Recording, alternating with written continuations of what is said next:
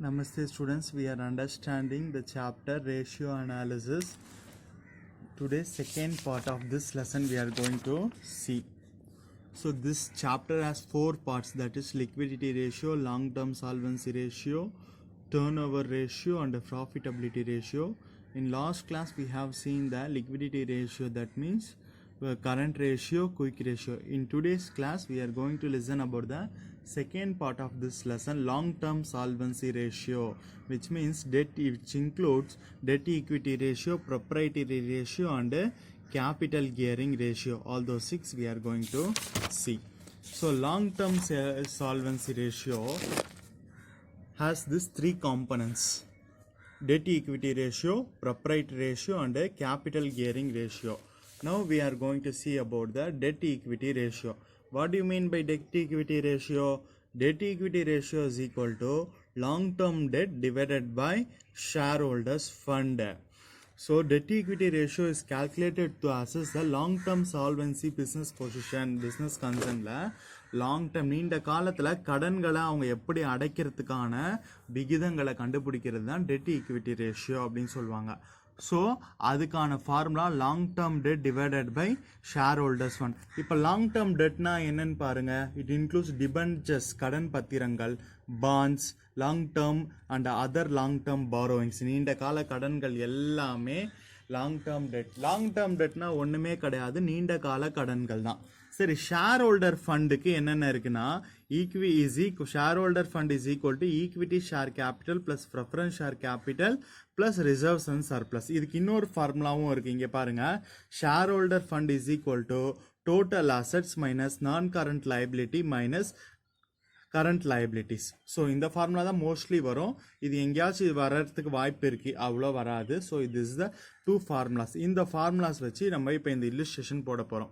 So இது பாருங்கள், from the following information calculate the debt equity ratio அப்படின்னு சொல்லி கொடுத்துருக்காங்க. ஸோ ஈக்விட்டிஸ் அண்ட் லைபிலிட்டிஸ், அதாவது ஈக்விட்டிஸ் அண்ட் லைபிலிட்டிஸ் எல்லாமே கொடுத்துருக்காங்க.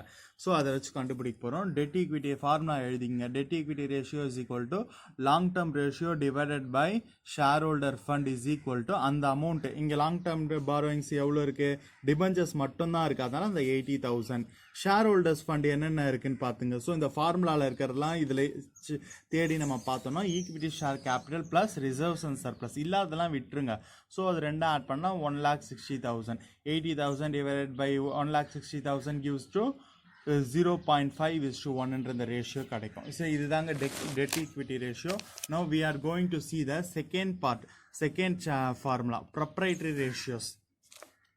ப்ரொப்ரைட்டரி ரேஷியோக்கு என்ன formula? Share holders fund divided by total asset. Shareholder ஃபண்டுக்கு தான் நம்ம ஆல்ரெடி ஃபார்முலாஸ் பார்த்துட்டோமே. இங்கே ஒரு ஃபார்முலா இருக்குது, இங்கே 2 ஃபார்முலாஸ் பார்த்துருக்கோம்.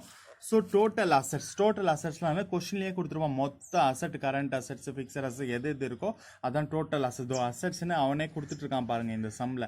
ஸோ அந்த டோட்டல் அசட்ஸை எடுத்துக்க வேண்டியது, அந்த டோட்டல் அமௌண்ட்டை நம்ம எடுத்துக்க வேண்டியது தான். Proprietary ratio gives the proportion of shareholders to funds to total assets. It shows the extent which the total assets have been financed by the shareholders. It's calculated as follows. இதுக்கான formula வந்து proprietary ratio என்னன்னா, total assets share ஹோல்டரால் எவ்வளோ வந்து finance பண்ணப்பட்டிருக்கு அப்படின்றத பார்க்கறது தான். So இதுக்கான ஃபார்முலா வந்து இங்கே வந்து ஷேர் ஹோல்டர் ஃபண்டு வந்து கீழே இருக்கும், லாங் டேர்ம் டெட் மேலே இருக்கும். இங்கே ஷேர் ஹோல்டர்ஸ் ஃபண்டு மேலே இருக்குது, கீழே டோட்டல் அசட்ஸ் இருக்கும். ஸோ இந்த ஒரு ஃபார்முலா தான் நம்ம படித்தாலே நம்ம 2 இதுக்கும் எழுதிடலாம். ஸோ இதுக்கான ஃபார்முலா பாருங்கள், சொல்யூஷன் பாருங்கள். இதே மாதிரி ஒரு கொஸ்டின் கொடுத்துருக்கான். Proprietary ratio is equal to share holder fund divided by total assets. அது என்னென்னன்றதை பார்த்து நம்ம இது பண்ணணும். 2 lakh divided by 4 lakh is equal 0.5:1. Share holder fund என்னென்னன்றதெல்லாம் எழுதியிருக்காங்க. இப்போ லாஸ்ட்டாக நம்ம பார்க்க போகிறது வந்து capital gearing ratio. Capital gearing ratio is the proportion of fixed income bearing funds to equity shareholders fund. Fixed income bearing funds include fixed interest and fixed dividend bearing funds. It is calculates, அதாவது நம்மளுக்கு fixed income வரும் பார்த்தீங்களா, சில funds, dividends, இதெல்லாம் அதை வச்சு நம்ம capital எப்படி கியர் ஆகிறது, எப்படி அது வந்து இது மோட்டிவ் பண்ணுறது, கேபிட்டலை வந்து இன்க்ரீஸ் ஆகி நம்மளுக்கு எப்படி பிஸ்னஸில் கேபிட்டல் வந்து தன்னுடைய ஒரு ஆதிக்கத்தை செலுத்துறது தான் கேபிட்டல் கியரிங் ரேஷியோ. அதுக்கான ஃபார்முலா பாருங்கள். Capital gearing ratio is equal to funds bearing fixed interest or fixed dividend. Funds bearing fixed interest எதெல்லாம் வரும்? திடீர்னு நம்ம ஏதாச்சும் ஒரு இன்வெஸ்ட்மெண்ட் பண்ணியிருக்கோம் ஃபிக்ஸடாக, அதில் வந்து மாதத்துக்கு ஒரு 10% வட்டி வந்துகிட்டே இருக்குது. புரியுது? ஃபிக்ஸட் இன்ட்ரெஸ்ட் அப்படியே வந்துகிட்டே இருக்குது. அந்த மாதிரி ஃபண்ட்ஸு. அப்படி இல்லைன்னா ஃபிக்ஸட் டிவிடெண்ட். டிவிடெண்ட்னா என்னது? ஷேர் ப்ராஃபிட், பங்காதாயம். டிவிடெண்ட்னா பங்காதாயம், ஷேர் ப்ராஃபிட். ஸோ இது ரெண்டு divided by equity share holders fund. Equity share holders fund ஒன்றுமே இல்லை, இங்கே நம்ம படித்தோம்ல ஷேர் ஹோல்டர்ஸ் ஃபண்டு, அந்த ஃபார்முலாஸ் தான். ஸோ ஒரே ஃபார்முலா எத்தனை இதுக்கு வருது பாருங்கள். ஈக்விட்டி ஷேர் ஹோல்டர்ஸ் ஃபண்ட்ஸ்க்கு ப்ரெஃபரன்ஸ் ஷேர், இதில் வந்து இந்த ப்ரெஃபரன்ஸ் ஷேர் கேபிட்டல் மட்டும் வராது, ஈக்விட்டி ஷேர் கேபிட்டல். அப்போ இங்கே தனியாக கொடுத்துருக்காங்க பாருங்கள். Equity share holders funds is equal to equity share capital plus reserves and surplus. அப்போ funds bearing fixed interest and dividend என்னென்ன ஃபார்முலா பாருங்கள். Preference share capital, debentures, bonds, long term borrowings carrying fixed interest, இதெல்லாமே தான். இப்போ இந்த some பாருங்கள். Equity and liabilities கொடுத்துருக்காங்க. அதுக்கப்புறம் நம்ம formula capital gearing ratio formula எழுதிட்டு அந்த ஃபார்முலாவை எழுதிக்குங்க. ஃபண்ட்ஸ் பியரிங் ஃபிக்ஸட் இன்ட்ரெஸ்ட் என்னென்ன? ஸோ இந்த கொஷினில் 8% டிபெஞ்சர்ஸ், 6% ப்ரெஃபரன்ஸ் ஷேர் கேபிட்டல். நம்ம அந்த பர்சன்டேஜ்லாம் நீங்கள் கால்குலேட் பண்ணவே கூடாது, அது வந்து கொஷின் மாதிரியே தான், அப்படியே தான் எழுதிக்கணும்.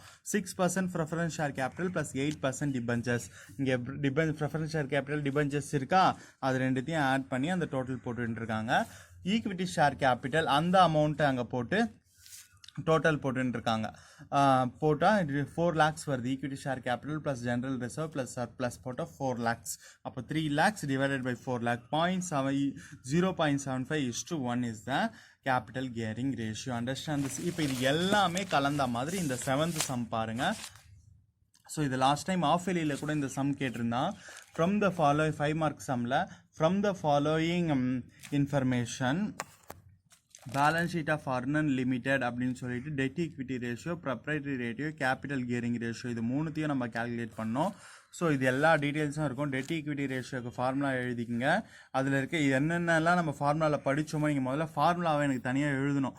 அப்போ வந்து தான் உங்களுக்கு தெரியும். Debt equity ratio is equal long term debt divided by share holder fund, அப்புறம் proprietary ratio share holder fund divided by total assets, capital gearing ratio, funds bearing fixed assets, interest and dividend and share equity share funds போட்டுட்டு அந்த சம்மை வந்து complete பண்ணிட்டாங்க. So today we have seen the debt equity ratio, solvency ratios பார்த்துருக்கோம் இன்றைக்கி நம்ம. அதுவும் long term solvency ratios ஃபுல்லாக கம்ப்ளீட் பண்ணியிருக்கோம். ஆல்ரெடி லிக்விடிட்டி ரேஷியோஸ் கம்ப்ளீட் பண்ணியிருக்கோம். ஸோ இன்றைக்கான உங்களுடைய ஹோம் ஒர்க் என்னென்னா, நம்ம இதோட ஃபார்முலாஸ்லாம் படித்தோம் பார்த்தீங்களா, அந்த ஃபார்முலாஸ் எல்லாத்தையுமே வந்து 1 time எழுதணும். போன முறை எழுதின மாதிரி page number 321 long term solvency ratios இருக்குது பார்த்தீங்களா. இந்த சம்மில் ஃபஸ்ட்டு சம்முக்கு டெட் ஈக்விட்டி ரேஷியோ கால்குலேட் பண்ணோம், செகண்ட் சம்முக்கு வந்து ப்ரொப்ரைட்டரி ரேஷியோ கால்குலேட் பண்ணோம், தேர்ட் சம்முக்கு வந்து கேபிட்டல் கியரிங் ரேஷியோ கால்குலேட் பண்ணோம், ஃபோர்த்து சம் எல்லாமே சேர்த்து கம்ப்ரென்சிவாக debt equity ratio, proprietary ratio, capital gearing ratio, இது எல்லாமே இந்த 4 சம்மும் இன்றைக்கி உங்களுக்கான ஹோம் ஒர்க்கு பண்ணுங்கள். அதே மெத்தடில் தான் இருக்கும், எந்த மாற்றமும் கிடையாது. ஸோ இதை முடிச்சுட்டுன்னா அடுத்து நம்ம டேர்ன் ஓவர் ரேஷியோஸ் போகிறோம் அடுத்த கிளாஸில். Thank you students.